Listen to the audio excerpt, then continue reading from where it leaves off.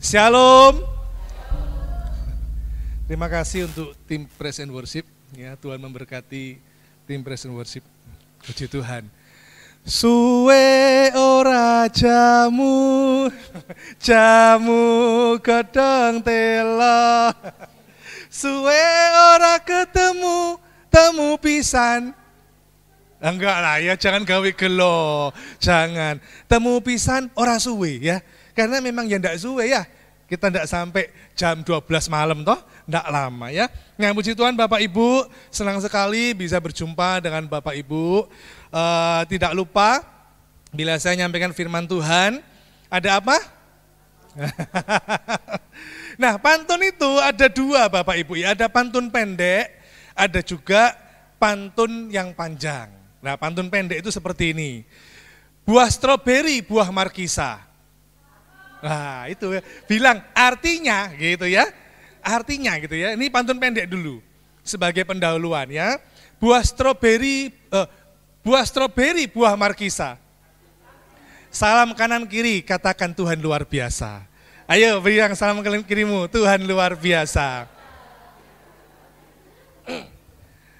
Periksa gigi lewat pasar kembang, ketemu lagi dengan pendeta Bambang. Ya.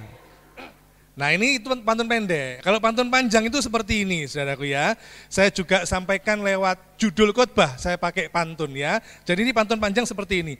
Ke pasar beli buah koeni, dimakan di depan halaman. Tema khotbah hari ini mempertahankan iman. Ya. Pagi-pagi cari nasi kikil sampai ke Kota Pati. Untuk GBI Sion Bangil, Tuhan tolong dan berkati. Haleluya, puji Tuhan. Ini yang akan saya sampaikan judul khotbahnya yaitu mempertahankan iman. Kita akan belajar lika-liku kehidupan Raja Asa. Ya, sebelum saya masuk lebih dalam lagi, Bapak Ibu harus tahu bahwa Israel itu dulu dipimpin oleh Raja Saul, lalu Daud, lalu Salomo. Begitu keturunan Salomo yaitu anaknya Salomo yang bernama Rehabeam, kerajaan Israel terpecah. Gara-gara apa?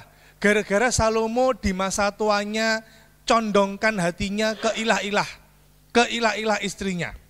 Sehingga Tuhan memberikan balasan, hukuman pada waktu anaknya Salomo bernama Rehabeam, maka Israel terpecah menjadi dua. Israel Utara itu terdiri dari 10 suku, ya. Dan di Israel Utara tidak ada raja yang takut Tuhan. Semuanya jahat-jahat, sadis-sadis. Ya. Nah, Israel Utara ini lebih terkenal dengan sebutan nama Samaria, atau biasa di Perjanjian Lama juga disebut Israel atau pusatnya di Samaria. 10 suku. Sedangkan yang lain yaitu yang sebelah selatan, Israel Selatan itu pusatnya ada di Yerusalem. Biasa disebut bangsa Yehuda. Jadi Israel terbagi jadi berapa? Jadi dua, Israel Utara berpusat di Samaria, disebut Samaria. Israel Selatan disebut Yehuda yang berpusat di Yerusalem. Di Israel Utara itu 10 suku, tidak ada raja yang takut Tuhan. Sehingga meskipun 10 suku lebih banyak, Israel Utara itu lebih dahulu dihancurkan oleh bangsa Asyur. Ya, tahun 722 sebelum Masehi. Sedangkan yang Israel Selatan, bangsa Yehuda itu hanya terdiri dari 2 suku. Tapi susah dihancurkan. Mengapa? Karena di Israel Selatan atau Yehuda, ini ada raja-raja yang takut Tuhan. Ya meskipun ada raja yang jahat mati, terus muncul lagi raja yang takut Tuhan. Terus begitu mati diganti, raja berikutnya tidak takut Tuhan, jahat. Dan terus begitu, sehingga bangsa kafir susah menghancurkan bangsa Yehuda ini atau Israel Selatan ini. Meskipun akhirnya Israel Selatan dihancurkan oleh Raja Babilonia, ya, dihancurkan oleh bangsa Babilonia tahun 586. Begitu Israel Selatan Yehuda hancur, terus dipilih oleh Babilonia itu. Ini yang tua-tua, yang tidak produktif ya, yang mungkin masih anak-anak, tinggal di sini. Tapi yang muda-muda, yang hebat-hebat, pinter-pinter, kuat-kuat, dibawa ke Babel sebagai tawanan. Nah disitulah ada yang kita tahu namanya Daniel ya, ada kita tahu namanya Sadrak, Mesak, Abednego. Itu dari Israel Selatan. Nah, sekarang kita akan belajar satu raja di Israel Selatan yang takut akan Tuhan, yaitu Raja Asa.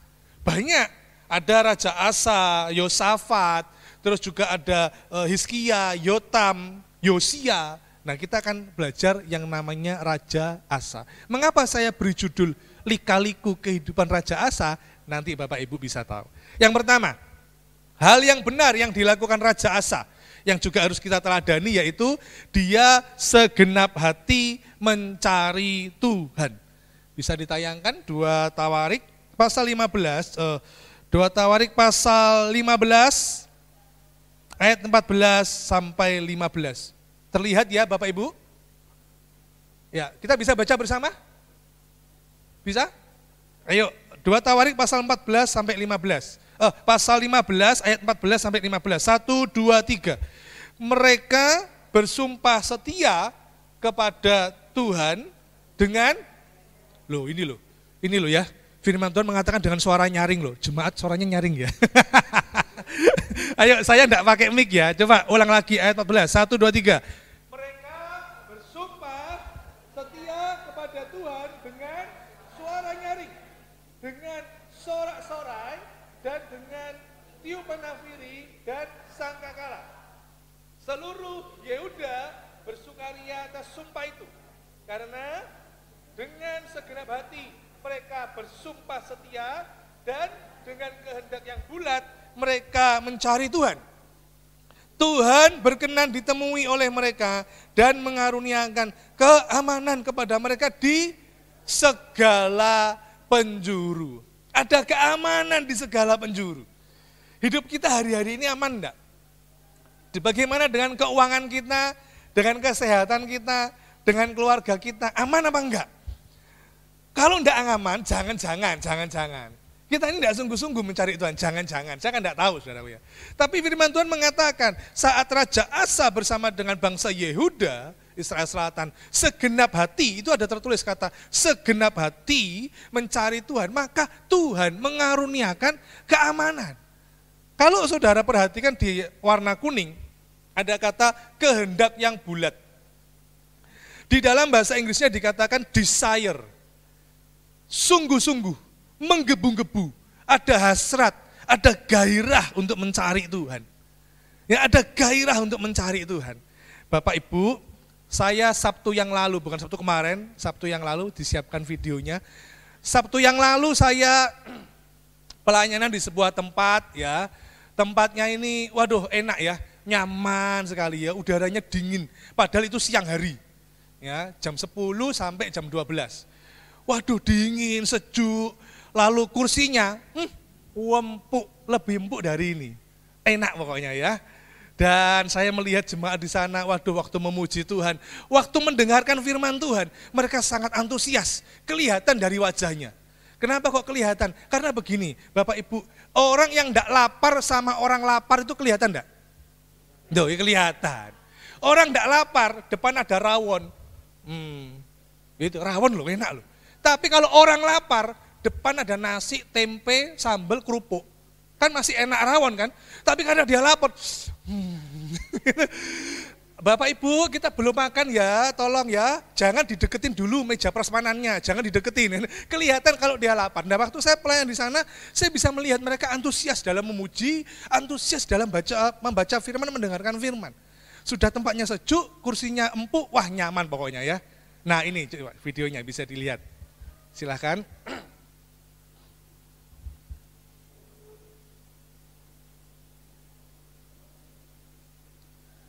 Enggak apa-apa sambil nunggu dimakan dulu pisang gorengnya. Yang ini ya, ada suaranya. Ini yang di belakang warna baju batik itu istri saya lah itu. Coba. Serasa bahagia.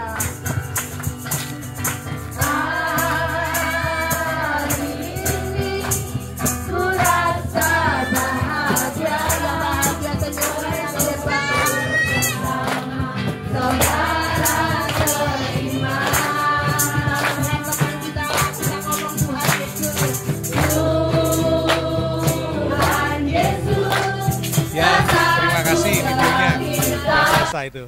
Nah, enak ya, dingin ya tempatnya. Sejuk, wes mantap pokoknya. Kursinya empuk pokoknya. Itu kursi kalau duduk enggak bisa sembarang duduk, harus dengan anggun kalau duduk. Karena kalau duduk gedebluk bisa jatuh. Bawahnya enggak mester, bawahnya enggak keramik gini. Bawahnya itu hanya tanah itu kalau hujan, waduh itu tanahnya penuh dengan gelombang lempung, do you know lempung? Lumpur lah. Tentu waktu itu enggak hujan. Jadi kalau duduk harus pelan-pelan, memastikan ya. Nah, saudara, mereka waduh antusias saudaraku ya. Bahkan saya lihat ada pemain tamborin itu biasanya ada yang anak-anak, ada remaja, ada yang nona-nona gitu ya, youth gitu ya di gereja-gereja. Tapi di situ yang main tamborin hanya satu, remaja laki, tidak nari, hanya duduk, tapi berkebutuhan khusus, autis. Tapi saya ini nggak ngerti musik ya, saya nggak ngerti musik, tapi saya bisa mendengar musik. Dia main tamborin, ketukannya itu tepat loh. Saya disuruh megang tamborin enggak bisa, suruh main itu enggak bisa, saya pernah nyoba. Waduh kok enggak pas ketukannya ya. Kalau ketukannya enggak pas, nyanyinya ya lari-lari, enggak karuan. Tapi ini anak yang berkebutuhan khusus, ketukannya itu pas saudara. Waktu menyembah, dia enggak ada kata-kata lain. Hanya haleluya, haleluya, haleluya, haleluya, haleluya gitu terus. Dia namanya berkebutuhan khusus. Tapi hasratnya, antusiasnya, bahkan mereka enggak pakai drum. Mereka pakai kajun.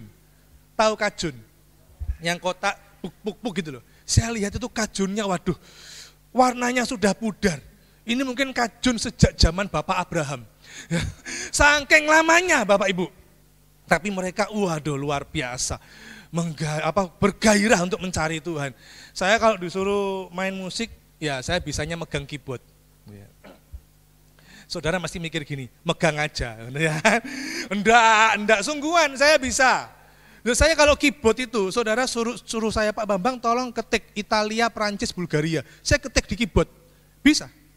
Alias keyboard komputer atau keyboard laptop itu saya bisa. Tapi kalau ini enggak bisa, saya enggak bisa. Nah Bapak Ibu, saya melihat mereka antusias di dalam memuji Tuhan. Mendengar firman Tuhan itu enggak ada yang begini, enggak ada yang tidur, enggak ada. Mereka antusias sekali. Nah, Raja Asa bersama dengan bangsa Yehuda segenap hati mencari Tuhan. Mengapa kok kata segenap hati terus ada kata mencari Tuhan? Kenapa kok tidak cukup mencari Tuhan gitu aja? Kenapa kok harus melibatkan hati? Mengapa? Karena Alkitab yang kita punya itu tidak bisa dipikirkan dengan otak kita. Logika kita tidak akan mampu menyamai atau memikirkan cara juga rencana Allah, kita tidak mungkin mengerti. Bagaimana bisa orang itu bisa berjalan di atas air? Siapa yang berjalan di atas air? Siapa? Lu ada lagi, satu lagi. Petrus, Yesus dengan Petrus. Kalau orang bilang, oh ya Yesus adalah Tuhan. Nah Petrus manusia biasa, kok bisa? Tidak masuk akal. Kok bisa orang gila bisa waras? Kok bisa ya orang mati bisa bangkit? Kalau kita mencoba mencerna dengan otak kita, kok bisa? Nggak bakal bisa, kita nggak bakal nyampe dengan caranya Tuhan. Sehingga kita hanya bisa menerima dengan hati, dengan iman. Ada loh Bapak Ibu, rektor sekolah Alkitab. Ini rektor loh ya. Rektor itu berarti kan bukan STH, bukan S1, bukan S2. Pasti S3. Ini di luar pulau, saya pernah mendengar ini. Karena dia mencari kebenaran firman Tuhan, meskipun dia dosen S3 teologi, dia coba mengerti. Ini apa ya ini soal Tritunggal ini ya. Trinitas, Allah Bapa, Allah Anak, Allah Roh Kudus. Dia muter-muter, ya apa soal surga, neraka, di mana surga, di mana neraka. Bagaimana soal akhir zaman, kapan Tuhan datang? Kok dulu datang, bilangnya datang sampai sekarang tidak. Apakah masih ada akhir zaman? Apakah masih ada kedatangan Tuhan yang kedua kali? Dia coba cari, karena logikanya yang sangat pintar, tapi sayang tidak bisa menemukan jawaban. Apa yang terjadi? Tidak bisa menemukan jawaban, murtad. Rektor loh, sekolah Alkitab, murtad meninggalkan Yesus. Saya kalau ditanya meskipun saya hamba Tuhan, saya ada hal-hal tertentu yang saya tidak ngerti kok. Saya juga sebagai dosen, kalau mahasiswa tanya, saya nggak ngerti, saya jawab, maaf saya nggak tahu. Saya jujur. Tapi kalau saya tahu, saya beritahu. Artinya apa? Waktu kita tidak bisa mencerna pikiran Tuhan, rencana Tuhan, Kita hanya percaya dengan iman, hanya pakai hati, nggak bisa pakai ini, nggak bisa. Karena itu mencari Tuhan, itu melibatkan hati. Kata mencari Tuhan di dalam 2 Tawarik tadi, pasal 14, pasal 16, itu ada 9 kali kata mencari Tuhan. Bapak Ibu kalau memberi nasihat, memperingati anak kita sekali, 2 kali, 3 kali itu penting ya. Ini 9 kali loh. Di dalam pasal 14 dan pasal 16. Tapi kalau keseluruhan kitab dalam 1-2 Tawarik, itu kata mencari Tuhan ada 29 kali. Wih, banyak Bapak Ibu, banyak sekali. Sehingga apa? Tuhan itu menginginkan kita untuk punya kehausan, keintiman, antusias menggebu-gebu mencari Tuhan. Di dalam Yeremia pasal 29 ayat 13, mari kita baca bersama. 1, 2, 3. Kamu akan mencari aku dan apabila saudara pernah enggak ditipu orang, ditawari misalnya baju atau makanan gitu ya, di mall atau di pinggir jalan gitu ya, ada sebuah banner atau spanduk, wah murah ini, nasi punel kok hanya 10.000 gitu ya. Saya bersyukur saya ini lama ya enggak di sini ya. Saya itu kalau ke Bangil, kalau pas diundang ke sini, tadi saya lebih pagi datang ke Bangil. Kenapa? Saya cari nasi punel gitu ya. Jadi saya tadi sudah bungkus nasi punel gitu ya. Saya sudah bungkus gitu ya. Karena memang beda, nasi punelnya sini dengan Surabaya Sidoarjo itu beda saudara ya.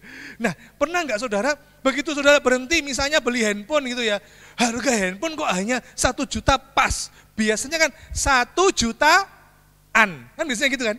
1 jutaan, ternyata kalau kita berhenti, oh iya 1.900.000 ya kan gitu.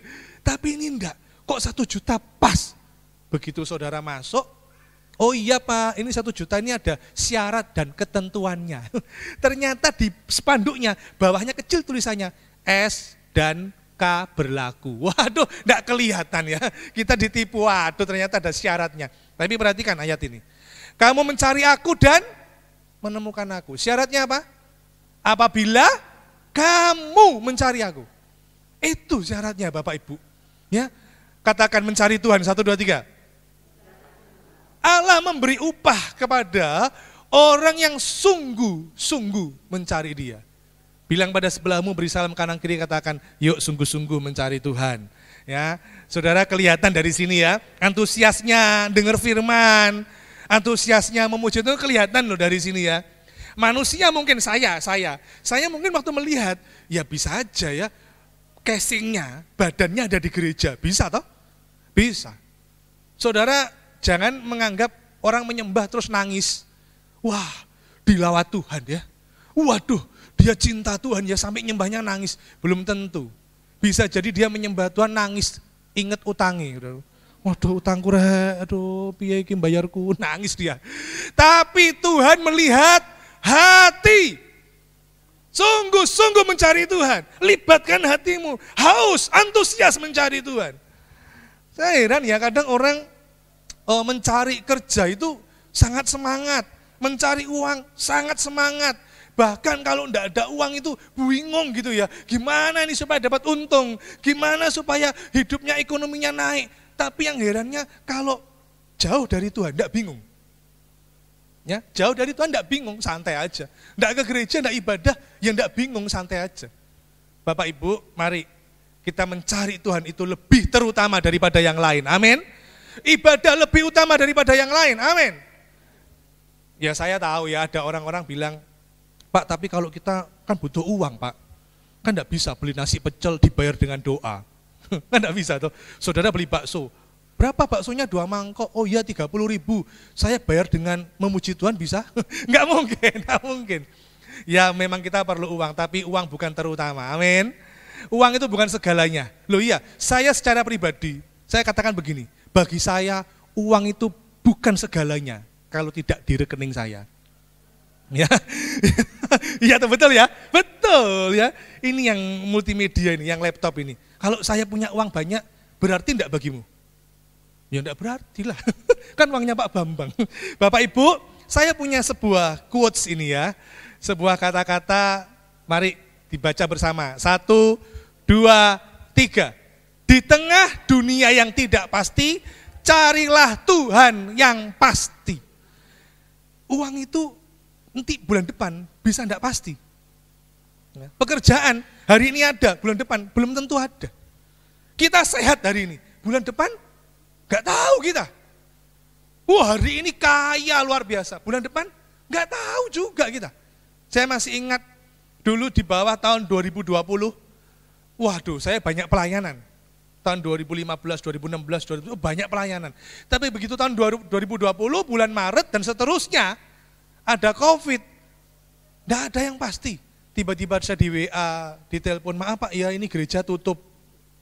Jadi jadwal Bapak di cancel. Kita atur lagi lain kali. Oh iya enggak apa-apa, saya memaklumi kok ya COVID gimana. Enggak ada yang pasti. Enggak ada yang pasti.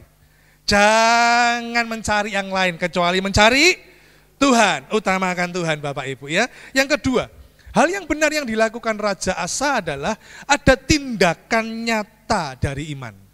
Ada bukan hanya dia mencari Tuhan, tapi tindakannya itu nyata. Klik berikutnya, tertulis dalam 2 Tawarik pasal 15 ayat 16. Bahkan Raja Asa memecat Maka, neneknya dari pangkat Ibu Suri. Karena neneknya itu membuat patung Asyera yang keji. Asa merobohkan patung yang keji itu bukan hanya dirobohkan, tapi apa? Menumbuk sampai halus.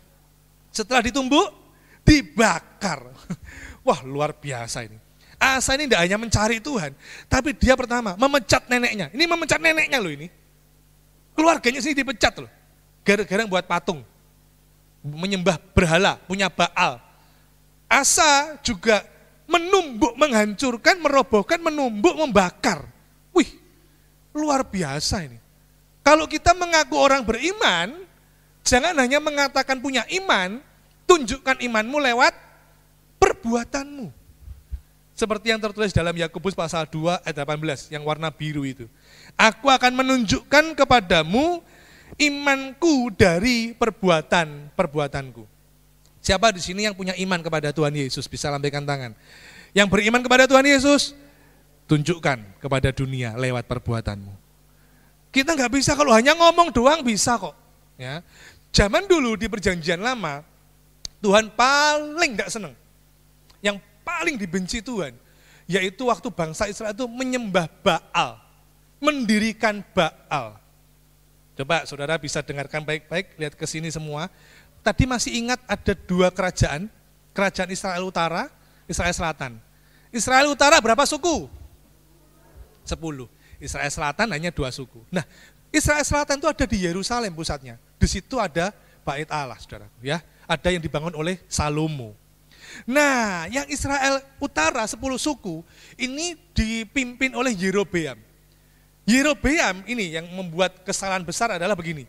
Yerobeam takut 10 suku ini karena sudah terbiasa untuk ke Yerusalem, ke Bait Allah mempersembahkan korban. Yerobeam yang memimpin 10 suku takut ini kalau rakyatnya pindah ke sana, maka Yerobeam mulai mendirikan kuil. Didirikan kuil, banyak patung, banyak berhala, ada Baal yang disembah. Dari situlah saudaraku, mulai terjadi peperangan, dari situlah raja-raja berikutnya itu tidak ada yang cinta Tuhan. Semuanya penyembah Baal.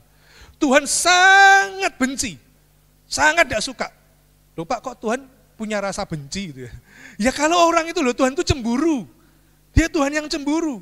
Kalau umatnya pilihannya menyembah Baal, wah Tuhan marah, ngamuk Tuhan. Nah itu zaman dulu perjanjian lama ada penyembah Baal. Tapi saya beritahu, orang Kristen itu punya Baal. Tahu Baalnya apa?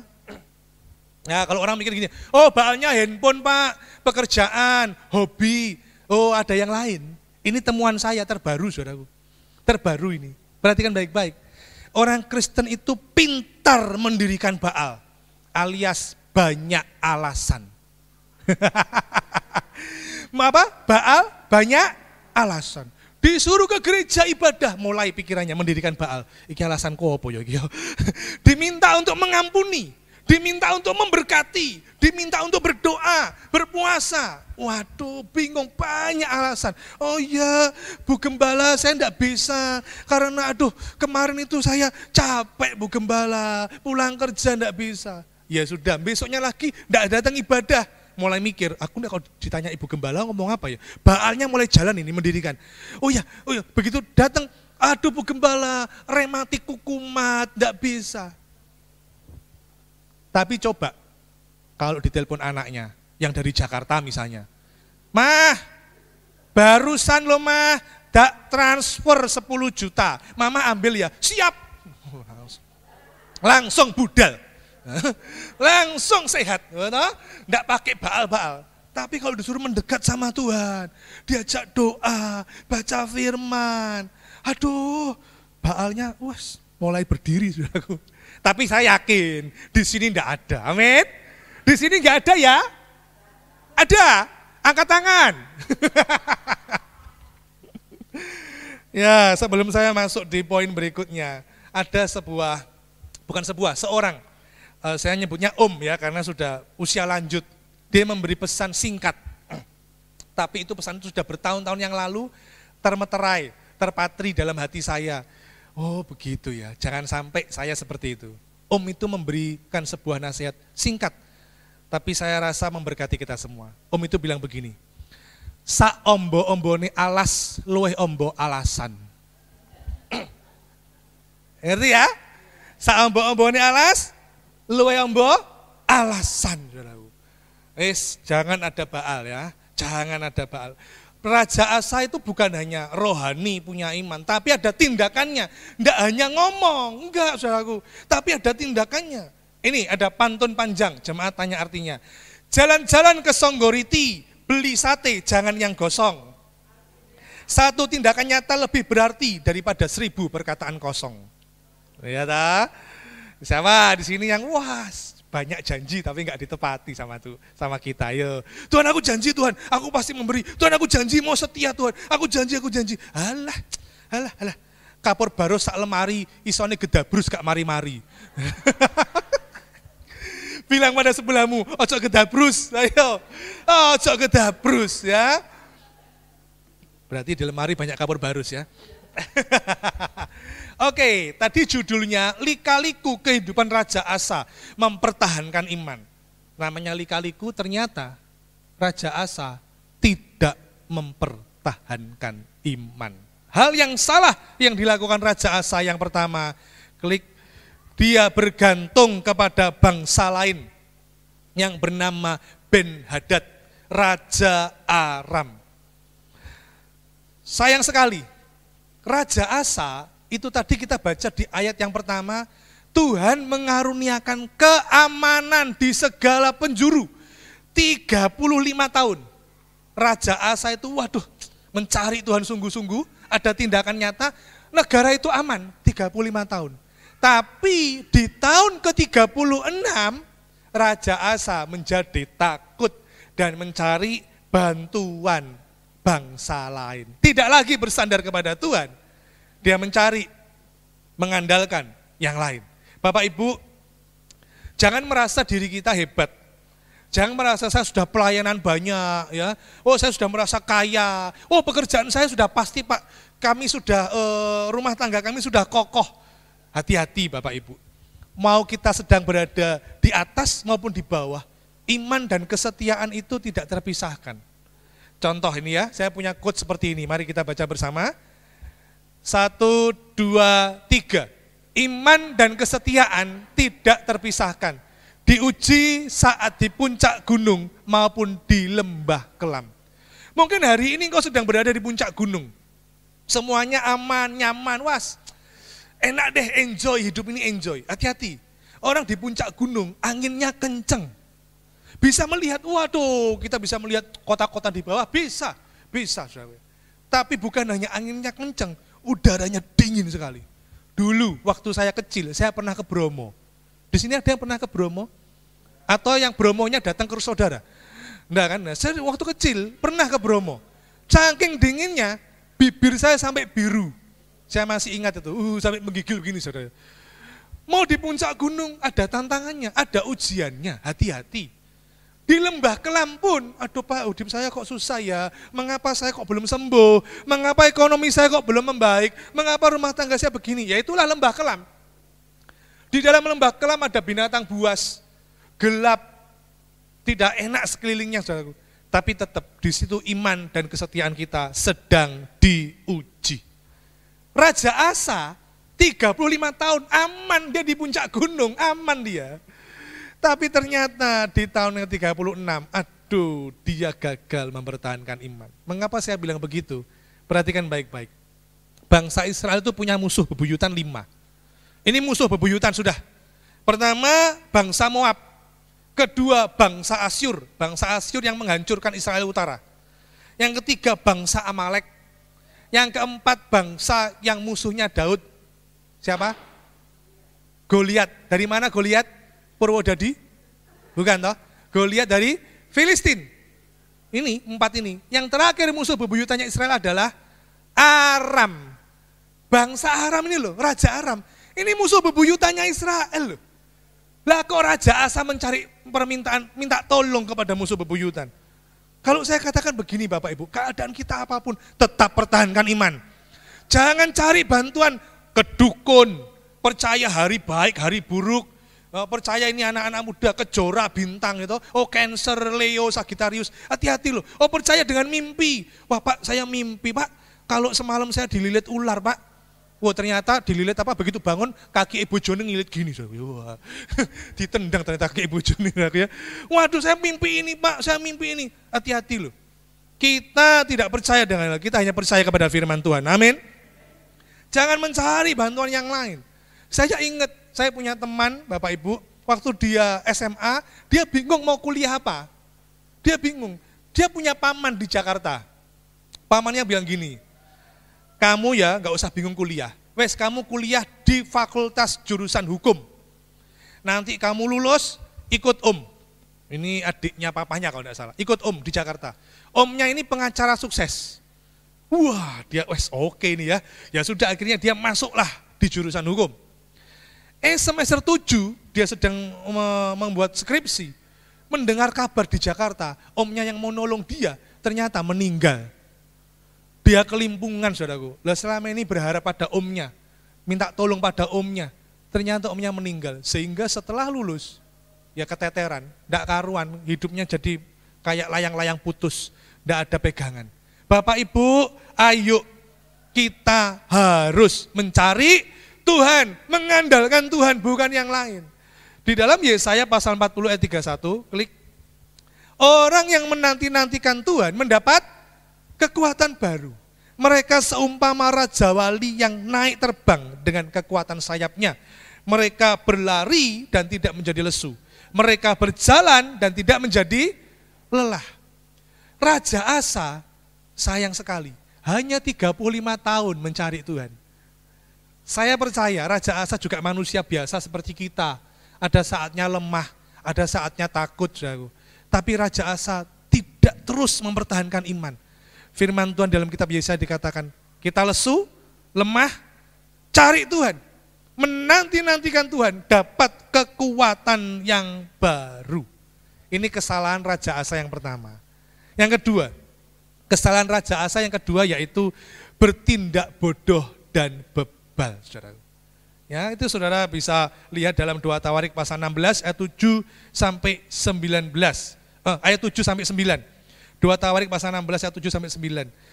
Pada waktu itu datanglah Hanani, pelihat itu kepada Raja Asa, Raja Yehuda, katanya. Karena engkau bersandar kepada Raja Aram dan tidak bersandar kepada Tuhan Allahmu, oleh karena itu terluputlah tentara Raja Aram dari tanganmu. Bukankah tentara orang Ethiopia dan Libya besar jumlahnya, kereta dan orang berkudanya sangat banyak, namun Tuhan telah menyerahkan mereka ke dalam tanganmu, karena engkau bersandar kepadanya. Karena mata Tuhan menjelajah seluruh bumi untuk melimpahkan kekuatannya kepada mereka yang bersungguh hati. Loh, diulang lagi kan, ada kata sungguh hati terhadap dia. Nah ini dia, Hanani mengatakan, dalam hal ini engkau telah berlaku bodoh. Oleh sebab itu mulai sekarang ini engkau akan mengalami peperangan. 35 tahun aman di segala penjuru. Karena dia bertindak bodoh dan bebal, tidak bersandar pada Tuhan, maka terjadilah peperangan terus, terjadi peperangan terus. Yang bodohnya adalah dia tidak mau menerima nasihat dari Hanani. Beda Raja Daud. Raja Daud berbuat dosa, ditegur Nabi Nathan. Raja Daud menerima bahkan bertobat. Ini yang Tuhan senang. Kita semua tidak ada yang sempurna, bukan? Saya juga tidak sempurna. Tapi saat firman Tuhan menegur kita, bertobat. Kita bukan orang bodoh, kita bukan orang bebal. Raja Asa, bebal dan bodoh. Bahkan kalau saudara baca berikutnya, Hanani yang menasehati Raja Asa, itu Hanani dimasukkan penjara. Loh ya apa sih? Betapa bodoh dan bebal. Apakah di sini pernah ditegur, terus, oh gak seneng saya ambil gembala, terus gak teko gereja, gak datang gereja, ada yang seperti itu? Saya pun pernah ditegur, di atas saya ada gembala, ada pimpinan, ada ketua sinode, saya pernah ditegur. Tapi ya sudah, koreksi diri, kembali kepada firman Tuhan. Harus merendahkan hati. Di dalam Amsal pasal 18 ayat 12, kita baca bersama yuk. Di depan ada layarnya. Amsal pasal 18 ayat 12, 1, 2, 3. Tinggi hati mendahului kehancuran, tetapi kerendahan hati mendahului kehormatan. Lagi itu 1 Korintus 10 ayat 12. Kita baca 1, 2, 3. Sebab itu siapa yang menyangka bahwa ia teguh berdiri, hati-hati apa? Supaya ia jangan jatuh. Karena itu saudaraku, ayo hidup sesuai firman Tuhan. Ada teguran, ya bertobat. Ya, kembali kepada firman Tuhan. Hati-hati. Nanti kalau sudah kena akibatnya baru sadar. Oh alah, iya katanya Pak Bambang. Oh iya katanya Bu Gembala. Oh iya, waduh nyesel saudaraku ya. Saya punya pantun panjang.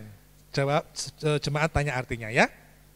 Minum wedang jahe selagi hangat, dikala hujan turun dengan lebat. Orang bijak belajar dari nasihat, orang bebal belajar dari akibat. Siapa yang mau belajar dari nasihat?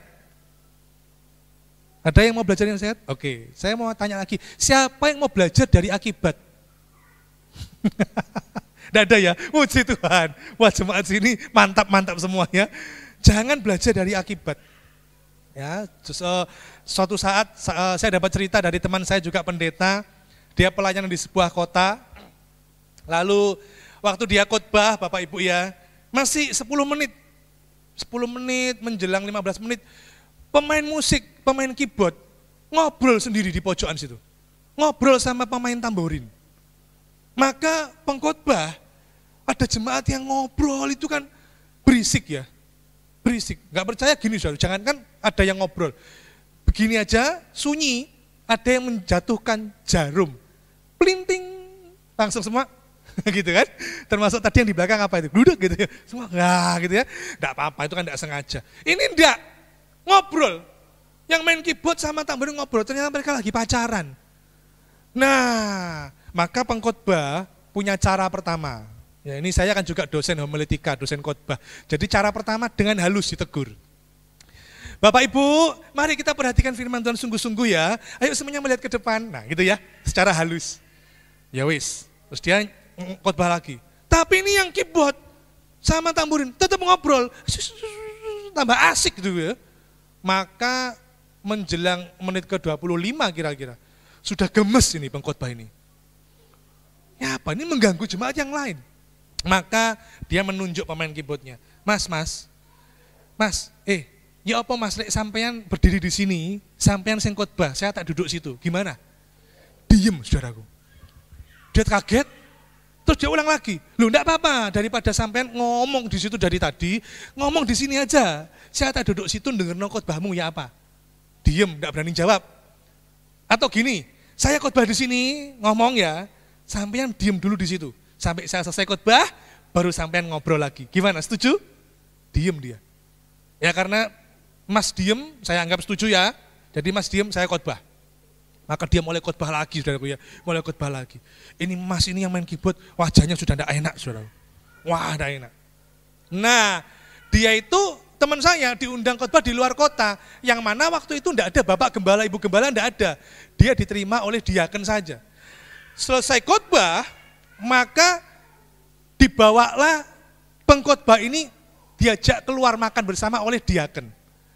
Lalu diakennya bilang gini ngobrol-ngobrol, aduh Pak, terima kasih loh Pak, Bapak itu kok berani sih negur pemain musik keyboard itu Pak, susah loh Pak sekarang cari pemusik itu Pak, tapi terima kasih Pak, kita selama ini juga sudah risih, terganggu Pak sama itu Pak, cuma ya apa ya, dia kesayangannya Bapak Ibu Gembala Pak, kita enggak berani negur, tapi puji Tuhan loh Pak, tadi Bapak negur, makasih loh Pak ya. Kaget ini pengkhotbah, waduh, itu satu-satunya pemain musik kesayangannya Bapak Ibu Gembala. Waduh, dan enggak enak kan? Enggak tahu dia. Aduh, ya apa ini diundang lagi apa enggak? Selesai, pulang dia kembali ke kotanya. Ditunggu sebulan, enggak ada undangan. 2 bulan, enggak ada telepon masuk, enggak ada undangan dari gereja itu. 3 bulan, waduh mulai galau dia, saudaraku ya. Kok enggak ada undangan gitu ya. Makanya pengkhotbah itu gitu biasanya Bapak Ibu. Kalau sudah 2 bulan, 3 bulan enggak diundang, mulai galau. Enggak tahu saya berapa tahun sekali di sini ya.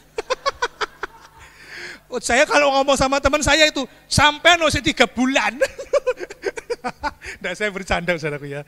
Nah, ternyata bulan keempat diundang lagi. Pak, masih ingat kami di kota ini Pak? Oh iya ingat, gimana? Bapak bisa melayani lagi tanggal sekian. Oh iya bisa. Lalu dia ke sana Bapak Ibu. Dia ke sana. Waktu dia pujian, loh, yang main keyboard orang lain. Waduh, dia merasa enggak enak. Wah ini, pemain keyboardnya ngamuk ya, marah ini. Waduh, nah, sudahlah dia enggak mau teracuni pikirannya dengan hal seperti itu. Dia fokus menyampaikan firman Tuhan, menyembah Tuhan. Waktu dia khotbah, dia menyampaikan firman Tuhan. Bla bla bla bla bla bla bla bla bla. Begitu selesai, doa berkat. Nah, kembali lagi diajak makan oleh diakennya. Dia penasaran, Pak, maaf loh Pak ya. Pemain keyboardnya yang lalu itu, Bapak masih ingat yang saya tegur? Oh ya ingat dong Pak. Bapak satu-satunya yang berani negur pemusik Pak. Masa enggak ingat? Iya. Mohon maaf loh Pak, saya tanya apakah tersinggung ya Pak, ya apakah marah sama saya? Kalau iya saya tak minta datang pada Bapak Ibu Gembala, saya minta maaf.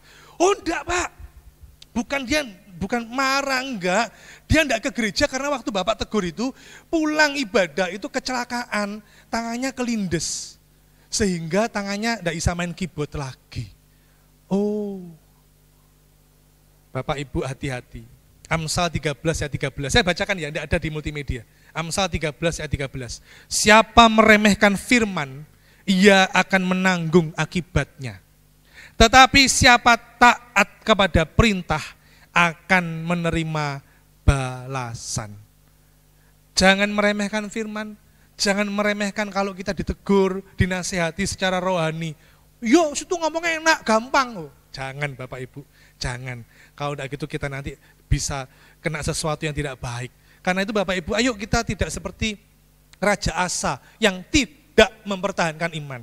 Awalnya, klik coba, awalnya ini penutup ya, belajar dari Raja Asa. Awalnya dia serius mencari Tuhan, 35 tahun loh.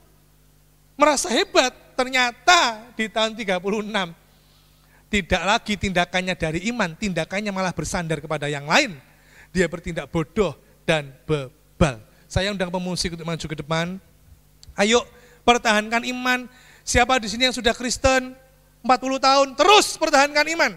Kita memulai dengan baik, good start, better ending. Kita tidak tahu kapan hidup kita berakhir. Pastikan waktu hidup kita berakhir, iman kita tetap ada.